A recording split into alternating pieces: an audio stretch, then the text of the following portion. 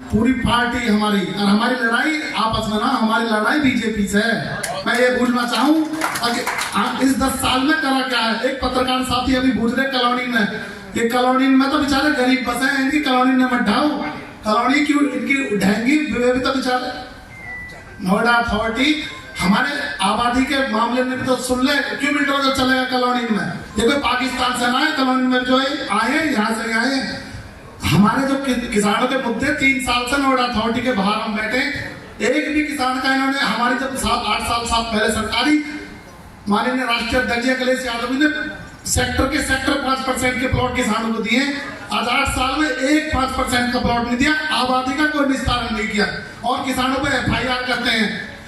अपने जो इनके कॉर्पोरेट के दोस्त हैं उन्हें रातों रात 100 एकड़ जमीन लैंड पार्सल दे देते हैं, उनको देने के लिए, किसान को देने के लिए। इन पे ऐसी आज 2 साल से NTPC पे किसान बैठे हैं, एक भी मांग पूरी करिए उनकी। हम उनसे पूछ रहे हैं कम से कम और CSR का पैसा ही लगा दो हमारे जिले में जो NTPC के किसान हैं, लेकिन ये कुछ नहीं करेंगे। इतने युवा मेरे सभी जिले के बेरोजगार घूम रहे हैं। मैं डॉक्टर महेश शर्मा से पूछूंगा, 15 अपनी हॉस्पिटल बना दी, मेरे लोकल जिले के युवा ने कितने रोजगार अपनी हॉस्पिटल में दिए उन्होंने। और दुनिया भर की मल्टीनेशनल कंपनियां, अगर सरकार चाहे तो क्या बेरोजगारों को नौकरी नहीं दिला सकती? कई लाख पद हमारे यूपी में खाली पड़े, क्या दे नहीं सकते? मैं तेजस्वी यादव का वहां धन्यवाद करूंगा। अरे वरिष्ठ राजकुमार भाटी जी ने आपको बता ही दिया कि राहुल रवाना जी हमारे प्रत्याशी थे और कल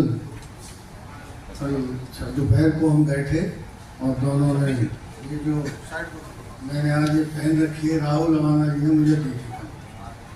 तो आज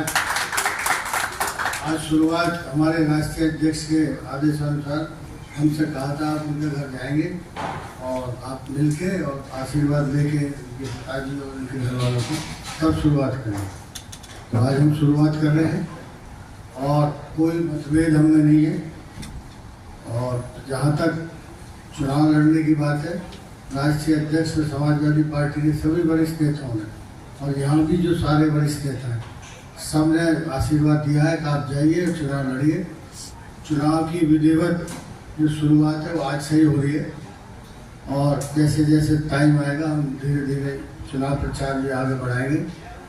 और आपसे भी अनुरोध है कि जो काफ़ी दिनों से जमे हुए हैं यहाँ पे गाँवों में हम जा रहे हैं, जो राहुल रवाना जी भी गए हैं वहाँ पे, तो काफ़ी विरोध है जो प्रत्याशी है उसका। और मैं समझता हूँ कि कहने के लिए, करने के लिए अगर हम जाएँ तो भाजपा लगभग 10 साल से तो सेंटर में संसद का चुनाव है, ऐसी कोई उपलब्धि हमें नहीं दिखाई देती जो ऊपर किया है।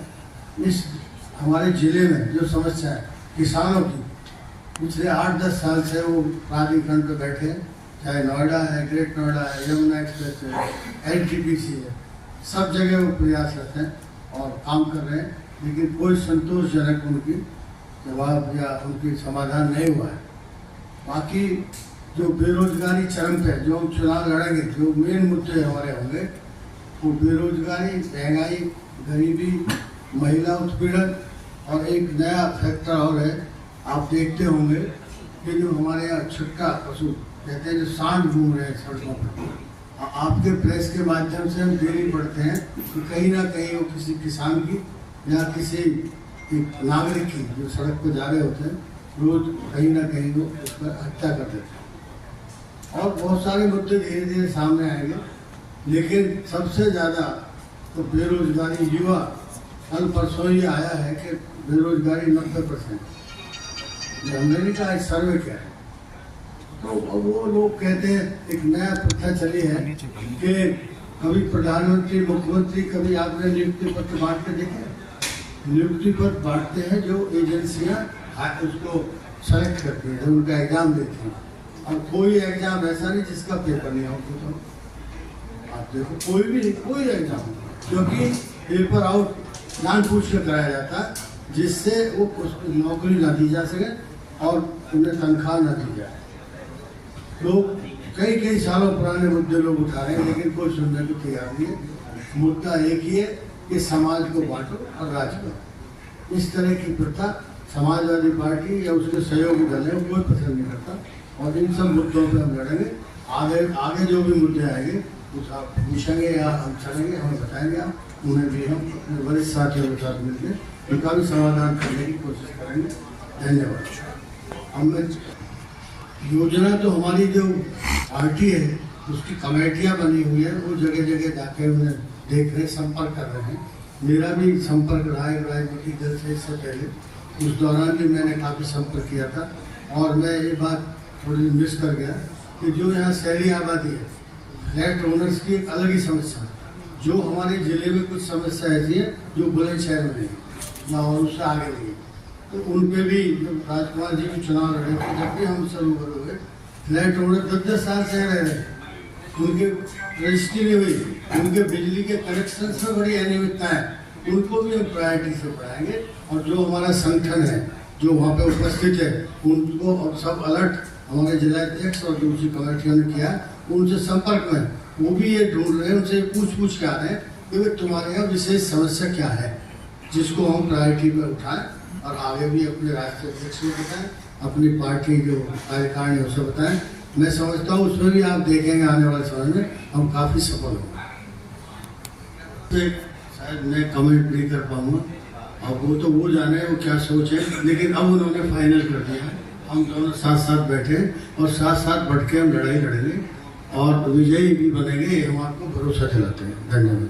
प्रत्याशी नहीं लड़ता, संगठन लड़ाता है। हमारे संगठन की बहुत पहले से तैयारी है, गांव-गांव घूम चुके हैं। फर्क इतना है कि जो भाजपा के प्रत्याशी हैं उनका विरोध हो रहा है गाँव में और हमारे प्रत्याशियों का स्वागत हो रहा है, हमारे संगठन का स्वागत हो रहा है, इतना फर्क। तो हमारी तैयारी संगठन की पहले से है और संगठन पूरी मजबूती के साथ मैदान में है। और समाजवादी पार्टी सारा इंडिया गठबंधन बहुत मजबूती के साथ चुनाव लड़ेगा। आने वाले 2 से 3 दिनों में आप देखोगे जमीन पर भी और सड़क पर भी कि समाजवादी पार्टी कितनी मजबूती के साथ चुनाव लड़ती है। चुनाव पिछले कर रहे हो 19 में हमारा गठबंधन था, गठबंधन के प्रत्याशी को मिले थे 4,98,000 वोट और 4,98,000 लगभग 5 लाख वोट मिले थे। हमने लगभग कहा 3 कह रहे हो आप, हम कह रहे हैं 5। आपको 5 मिले थे, 3 से जीते। हाँ 3-20, इन्हें मिले थे 8-20, तो 5 लाख से कम जीते थे। पिछले बार लोग बहकावे में आ गए थे, अब इनकी असलियत समझ चुके हैं। आप 2 पार्टी मिलके कितना वोट पाए थे, लगभग उतने जीते थे। पार्टी तो मतदाता जो पार्टी दोनों पार्टियों का जो वोट बैंक है वो अब भी साथ है और लोग ये महसूस कर रहे हैं कि 5 साल में केवल कैलाश हॉस्पिटल की संख्या बढ़ी है। लोगों के गरीबों के लिए न कोई सरकारी अस्पताल बना, न कोई सरकारी स्कूल बना। जब समाजवादी पार्टी की सरकार थी तो उससे पहले बसपा की सरकार थी, बीएसपी की सरकार ने भी जिले में काम किए, कॉलेज खोले, हॉस्पिटल खोली। अखिलेश यादव जी ने 5 साल के अंदर 2 मेडिकल कॉलेज इस जिले को दिए, एक जिम्स, एक चाइल्ड स्पेशलिस्ट नोएडा का। अखिलेश यादव जी ने एक स्टेडियम दिया 20,000 की क्षमता वाला। अखिलेश यादव जी ने 18 से 62 तक एलिवेटेड रोड बनाई, जहां पहुंचने में हमें 2 घंटे लगते थे, 10 मिनट में पहुंच जाते हैं। अखिलेश यादव जी ने पहले नेताजी थे तो तब मेट्रो दिल्ली से नोएडा आई और अखिलेश जी के शासन में नोएडा से ग्रेटर नोएडा आई। दादरी ने तहसील भवन दिया। तो इस सरकार ने क्या दिया, कोई एक काम बता दे, कोई बीजेपी का आदमी मुझे कि इस सरकार ने इस जिले में ये काम किया। एक भी काम, जैसे मैंने एक गिनवाए, एक काम कोई बता दे बीजेपी का कार्यकर्ता के। देहात के लिए, अभी तो शहरी बात हो गई, देहात के लिए किसानों का मुख्य मुद्दा होता है मुआवजा। अखिलेश यादव जब आए थे तो 8 लाख रुपए से बढ़ा के 35 लाख ग्रेटर नोएडा में किया और 50 लाख नोएडा में किया। और जो 4% के प्लॉट किसानों को मिल रहे थे, लगातार मिल रहे थे। 64% जो मुआवजा हाईकोर्ट का आदेश था वो मिल रहा था। जो आवासीय योजना आती थी उसमें 15% किसानों को कोटा होता था। बीजेपी की सरकार ने तीनों चीज खत्म कर दी। अब न किसी को 4% प्लॉट मिल रहे हैं, न आवासीय स्कीम में कोई कोटा है और न किसानों का 1 रुपया भी मुआवजा बढ़ा है। तो मुद्दे, वीपी सिंह जो देश के पूर्व प्रधानमंत्री थे वो कहते थे आदमी नहीं लड़ता, मुद्दा लड़ता है। तो मुद्दे हमारे पक्ष में है, मुद्दों पे चुनाव होगा। बसपा कितनी बड़ी चुनौती, बसपा इस बार अलग से लड़ रही है, वोट काटेगी ऐसा लगता है। सब लोकतंत्र में सब एक दूसरे के लिए चुनौती होते हैं। हम ये तो वो बताएंगे कितनी बड़ी चुनौती है, लेकिन हम बहुत मजबूत हैं, हम ये कह सकते हैं। क्या बसपा के आने से अब की बार चुनाव त्रिकोणीय होगा? संभव है, पता चलेगा। बड़ी जी, पिछले चुनाव में रालोद आपके साथ थी, आपको बहुत मजबूती मिली थी। हम महंगाई बेरोजगारी की बात करते हैं, राष्ट्रीय स्तर के मुद्दे हैं। हम जब लोकसभा का चुनाव लड़ रहे हैं तो यहाँ की समस्या की बात करते हैं। यहाँ की सबसे बड़ी समस्या प्रदूषण है। प्रदूषण का कारण यहाँ से अवैध करते हैं। यहाँ सारा डोब क्षेत्र जो है सब बिल्कुल बर्बाद कर दिया गया है। एनजीटी लगातार जो है आदेश कर रही है। अफसर नेता सारे चुने हैं। पिछले कार्यकालों में हम बसपा को देख चुके हैं, आपकी सपा को देख चुके हैं, भाजपा को देख चुके हैं। इस मुद्दे पर कोई बात नहीं होती है। तमाम तरह के जो अवैध निर्माण होते हैं, तमाम तरह के अवैध कारोबार होते हैं। कोई भी पार्टी, कोई भी नेता, किसी को मतलब ऐसा नहीं है, किसी को पता नहीं हो, फिर भी हम उसके ऊपर कोई बात नहीं करते। क्यों नहीं करते हैं? नहीं, ये बात आपकी बिल्कुल ठीक है। ये समस्या है, प्रदूषण भी समस्या है, अवैध निर्माण भी समस्या है।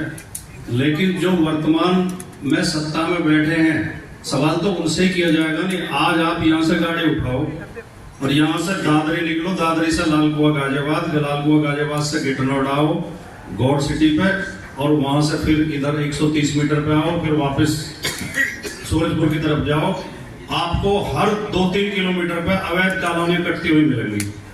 जगह जगह प्लॉटिंग करके मकान बन रहे हैं, सड़क के किनारे बन रहे हैं, खुलेआम बन रहे हैं, बड़े बड़े बोर्ड लग रहे हैं, उनमें अलॉटमेंट के वो लिखे हुए हैं, रेट लिखे हुए हैं, लगातार कब्जे दिए जा रहे हैं मकानों पे, और सारा प्रशासन चुप्पी साधे हुए है। नोएडा प्राधिकरण भी, नोएडा प्राधिकरण भी, जिला प्रशासन भी।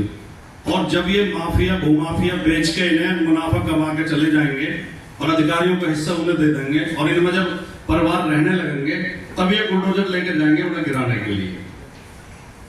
हमारी ये मांग है कि इसके लिए एक आयोग बनाया जाए, ये जांच की जाए कि इसमें अधिकारियों की कितनी बड़ी मिलीभगत है और किस किस राजनीतिक दल की मिलीभगत है। आप आपको उठाने चाहिए ये सब मुद्दे, और इस चुनाव में उठाने चाहिए। नहीं, हमने पहले भी उठाया, ये पार्टी ने, समाजवादी पार्टी ने, अब आप अब भी कह रहे हैं हम इस मुद्दे को प्रमुखता से उठाएंगे। ये महत्वपूर्ण होता है।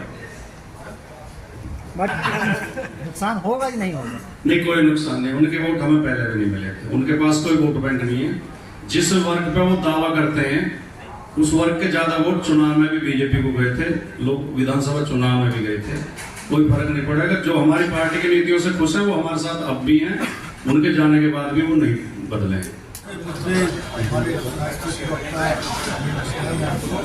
जो मुख्य मुद्दा है हमारा पीढ़ी का गठबंधन, जो पीढ़ी है उनकी समस्या और मुख्य रूप से महंगाई, बेरोजगारी, महिलाओं के साथ नौजवानों को रोजगार नहीं है, और हमारे यहाँ पे मुख्य समस्या है। राहुल भाई ने बताई आपको, किसानों को यहाँ किसान कई सालों से परेशान है, उनको बेच दिए हैं अपने सारी कागज 5% उन्होंने पिछले 7-8 साल 10 साल में कोई भी किसानों की प्लॉट की समस्या, उनकी आबादी की समस्या ध्यान ही नहीं। किसान FIR कर देते हैं, किसान जेल में जाते हैं। अब ये कमेटी बनाई है कि 3 महीने में ये अपना जवाब दें। 3 महीने बाद चुनाव हो जाएंगे, अगर कुछ मुझे लगा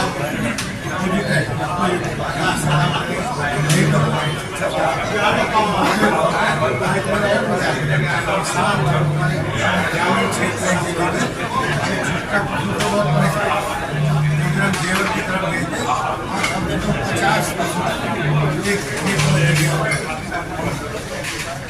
50 सफाई कर रहे थे, फसल नष्ट कोई ध्यान नहीं है।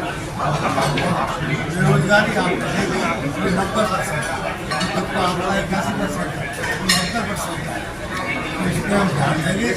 आपकी सवाल देश में हमारे जिले में बना रहे, ये भी हमारा एक नागर साहब, आप पहले आपका टिकट काट दिया गया, फिर राहुल जी को टिकट दिया गया, फिर आपको टिकट दिया गया। टिकट काटा ही नहीं था। टिकट किसका काटा? इनका काटा, हमारे उन्होंने एक आध दोनों काम कर दिया, और फिर हम तय करेंगे। उन्होंने तय कर दिया, हम दोनों बैठा के और जाओ एक साथ लड़ो। 8-6 महीने की बात है। सिंबल उन्होंने कल ही इन सबके सामने जो बैठे हैं सबके सामने सिंबल दिया, सबसे कहा जाओ एकजुट होकर लड़िए। और एकजुट होकर हम आए हैं, एकजुट होकर लड़ेंगे और निश्चित तौर पे हम ये सीट अखिलेश यादव जी इंडिया के गठबंधन में डालेंगे।